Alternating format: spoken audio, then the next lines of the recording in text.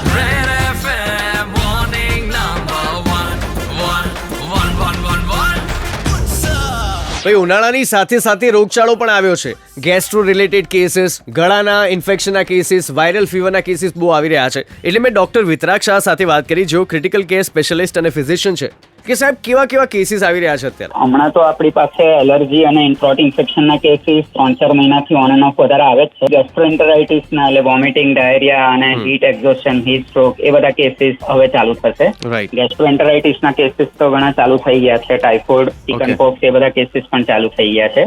બે વસ્તુ, એક આઈડેન્ટિફાઈ કઈ રીતે કરવું કે આ ગરમી રિલેટેડ કે ઇશ્યુ થઈ રહ્યો છે, અને એના માટે પ્રિકોશન્સ કેવી રીતે લેવા? ડાયરેક્ટ સન એક્સપોઝર હોય, હેડેક વધારે લાગે, તરસ વધારે લાગે, ઉલટી ઉપકા જેવું થાય, ડાયજેશન નહીં થાય, આ બધા અર્લી સિમ્પટમ્સ છે હીટ સ્ટ્રોકના. આવું ના થાય એના માટે પાણી ખૂબ જ વધારે પીવાનું, અનલેસ તમને હાર્ટની કે કિડનીની તકલીફ હોય અને ડોક્ટરે 2 લીટરથી વધારે પાણી ના પાડી હોય.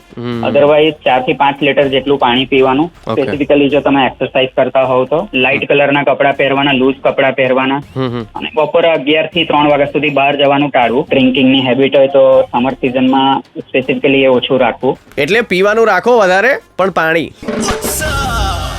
अब पूरा सूरत उत्सव मनाएगा जब आरजे उत्सव मॉर्निंग नंबर 1 पे जम के बजाएगा. मंडे टू फ्राइडे सुबह 6 से 11 ओनली ऑन 95 रेड FM. बजाते रहो.